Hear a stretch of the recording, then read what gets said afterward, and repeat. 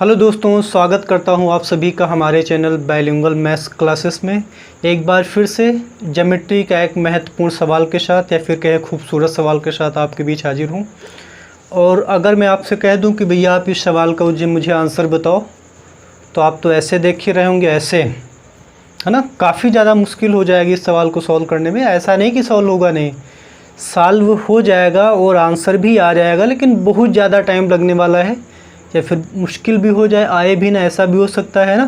क्योंकि पॉसिबिलिटी दोनों है कि आप सवाल को उत्तर ला पाएँ या फिर ना भी ला पाएँ, ठीक है ना। बट आज जो मेथड आपको मैं बताने वाला हूँ, अगर आप ये मेथड समझ पाएँ, मैं पूरी कोशिश करूँगा समझाने की, तो आपको 100% मज़ा आने वाला है। तो आप बने रहिए मेरे साथ वीडियो के एंड तक।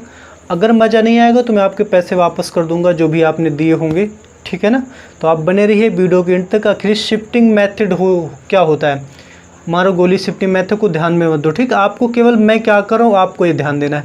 मैं कुछ नहीं करूँगा, क्वेश्चन में पढ़ता हूँ पहले तो, कि दिए गए चित्र में आपको DAB और CBA यानी कि इन दोनों कोणों का योग जो है आपको दे दिया गया है 90 है, ठीक है। और आपसे कहा गया कि BC जो है इस AD के बराबर है, AB की वैल्यू 20 सेंटीमीटर और इस DC की वैल्यू 10 सेंटीमीटर दी गई है। तो आपको इस चतुर्भुज यानी क्वाड्रिलेटरल का एरिया बताना है। तो शायद इसका एरिया निकालना अभी तो मुश्किल है, तो मैं इस जो क्वाड्रिलेटरल आपको दिया गया है, मैं इसको देखिए शिफ्ट करके, मतलब इसको घुमा फिरा के अभी आयत बना दूंगा, और इसका एरिया वही होगा जो उस आयत के एरिया होगा। देखिए कैसे मैं बनाऊंगा, आप ध्यान दीजिए इस बात को। मैं क्या करूंगा, इस चतुर्भुज को मैं एक आयत में कन्वर्ट कर दूंगा और आयत का क्षेत्रफल आराम से निकल आएंगे। जो आयत का क्षेत्रफल होगा वही इसका क्षेत्रफल हो जाएगा। देखिए क्यों होगा क्षेत्रफल, ये भी मैं आपको बताते चलूँगा साथ साथ, ठीक है ना। तो मैं क्या कर रहा हूँ, मैं इस पॉइंट को यहाँ से उठा के थोड़ा इमेजिन करिए। इमेजिन करने वाली चीज़ है, शिफ्टिंग में आपको इमेजिन करना पड़ेगा। आप इस पॉइंट को उठा के यहाँ पे ले जाइए, यहाँ पे ले जाइए। तो अगर आप उस पॉइंट को यहाँ पे ले जाएंगे तो कुछ ये जो डायग्राम है कुछ इस तरीके से बन के तैयार होगा। आप ध्यान दीजिएगा थोड़ा सा, ठीक है। ये देखिए इस पॉइंट को यहाँ पे ले जाएंगे तो DC, तो मैंने यहाँ पे लिखा DC, और ये रहा A और ये रहा B, ठीक है। जिसमें इन्होंने कहा था कि जो AB है, सॉरी ये C पॉइंट था, ये जो BC है इस AD के बराबर है, तो ये जो BC है इस AD के बराबर है, ठीक है ना।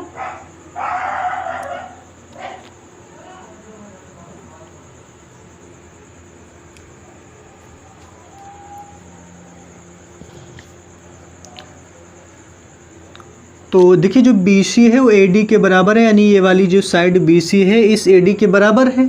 और आपको कहा गया है कि एंगल A और इस एंगल B का जो योग है, इन दोनों का जो योग है या फिर इन दोनों का जो सम है वो कितना है, 90 डिग्री है। और आपको पता होगा कि जो समलंब चतुर्भुज होता है जिसमें ये दो भुजाएं बराबर हों, तो इनके ये वाले कोण आपस में बराबर होते हैं। ये आपने पढ़ा भी होगा, नहीं पढ़ा है तो आप याद रखिएगा कि इन दोनों कोण क्या होते हैं, बराबर होते हैं। ये दोनों का मिला के 90 है तो 45 हो जाएगा। तो मैं इधर ले देता हूँ 45। अब देखो भाई, यहाँ का जो जैसा था वैसा ही मैंने सब कुछ यहाँ पे रखा है, तो एरिया में तो फ़र्क नहीं पड़ना चाहिए भाई। लेंथ भी वही है, ब्रेथ भी वही है, जो इक्वल था वो मैंने इक्वल कर रखा है। AB 20 सेंटीमीटर की, तो यहाँ भी 20 सेंटीमीटर है। CD 10 सेंटीमीटर था तो ये भी 10 सेंटीमीटर है, सेम होगा, कोई फ़र्क नहीं पड़ने वाला भाई। जब मैंने सब कुछ एज इट रख दिया है तो कोई नहीं फ़र्क पड़ेगा। अब आप ध्यान से देखिए, मैं क्या करूँ, एक लाइन में यहाँ से खींचूँगा, ठीक है, और इसको मैं थोड़ा सा बढ़ा दूँगा ऐसे, और इसको मैं ऐसे बना दूँगा, ठीक है। आप देख सकते हैं कि जो ट्रेपेजियम ABCD था, यानी कि जो समलंब चतुर्भुज ABCD था, तो मैंने इस पर एक आयत बना दिया। और आपने अच्छे से पढ़ रखा है कि यहाँ पे जो आयत का जो क्षेत्रफल होगा वही इस समलंब चतुर्भुज का होगा, और जो समलंब चतुर्भुज का क्षेत्रफल होगा वो इसका क्षेत्रफल हो जाएगा। क्योंकि जो समलंब चतुर्भुज है इसको ही तो मैंने कन्वर्ट करके समलंब चतुर्भुज बनाया है, इसलिए एरिया में कोई फ़र्क नहीं पड़ने वाला, क्योंकि सब कुछ मैंने वैसा का वैसा यहाँ पे रख दिया है, ठीक है ना। अब आयत का क्षेत्रफल क्या होता है, तो आप कहेंगे लंबाई गुणे चौड़ाई। यहाँ तो लंबाई भी नहीं पता है, चौड़ाई भी नहीं पता है। तो आप अगर ध्यान दें थोड़ा सा, देखिए आप देख सकते हैं कि ये 10 सेंटीमीटर है तो ये भी 10 सेंटीमीटर हो जाएगा। लेकिन ये टोटल भुजा कितनी है, टोटल भुजा 20 सेंटीमीटर है, तो 5 सेंटीमीटर ये हो जाएगी और 5 सेंटीमीटर ये हो जाएगी, हो जाएगी।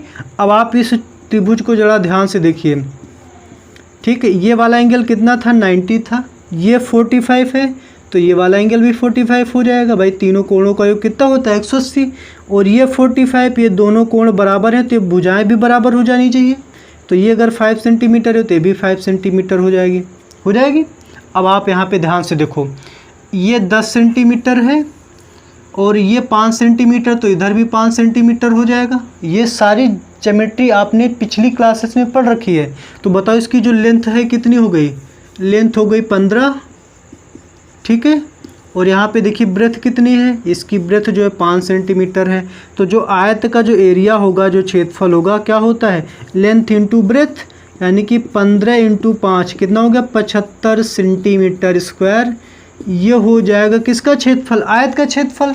और यही क्षेत्र इस समलंब चतुर्भुज का क्षेत्रफल होगा, क्योंकि आप जानते हैं कि इसमें जो आयत का क्षेत्रफल होगा वही समलंब चतुर्भुज का क्षेत्रफल होगा। लेकिन ये जो समलंब चतुर्भुज क्षेत्रफल है इसके बराबर होगा। क्यों बराबर हो, क्योंकि इसका सारा डाटा यूज करके मैंने यहाँ पे बनाया है। तो ये क्या हो जाएगा, यही आंसर हो जाएगा हमारे इस सवाल का। यानी कि इसमें जो आपसे पूछा गया था कि समलंब चतुर्भुज ABCD का एरिया बताओ, तो कितना हो जाएगा, 75 सेंटीमीटर स्क्वायर। यही सवाल का करेक्ट आंसर है। आई होप आप समझ पाए होंगे कि मैंने इसमें क्या लॉजिक लगाया है, ठीक है ना। मैंने शिफ्टिंग मेथड लगाया है और इस सवाल को सॉल्व करने का इससे बेस्ट मेथड आपको कहीं नहीं मिलेगा। सबसे बेस्ट मेथड है। मैंने आपको लॉजिक बताया है और रीजन भी बताया है कि इनके एरिया क्यों इक्वल होंगे। भाई मैंने इसको शिफ्ट कर दिया था यहाँ पे, जब सब कुछ मैंने वही रखा है तो इसका एरिया कैसे बदल जाएगा। बस इसको घुमा फिरा के मैंने ऐसे कर दे, मोड़ मरोड़ के, है ना भाई। जब कुछ नहीं होता तो मोड़ मरोड़ देते हैं ना, तो मैंने वही कर दिया है, ठीक है। उसके बाद इस ट्रेपेजियम पे मैंने एक रेक्टेंगल बनाया। प्रॉपर्टी होती है, आपको भी पता होगा कि जो यहाँ पे जो ट्रेपेजियम का एरिया होगा वही रेक्टेंगल का एरिया होगा। रेक्टेंगल का एरिया L/B होता है।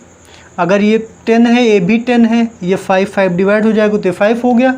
तो ये टोटल लेंथ हो गई 15, ब्रेथ हो गई 5, क्योंकि आपको पता है दोनों कोण बराबर है, तो ये 5 है तो भी 5 हो जाएगा।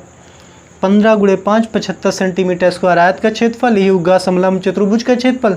जो समलंब चतुर्भुज के क्षेत्रफल वही इस चतुर्भुज का क्षेत्रफल। यही सवाल का उत्तर है।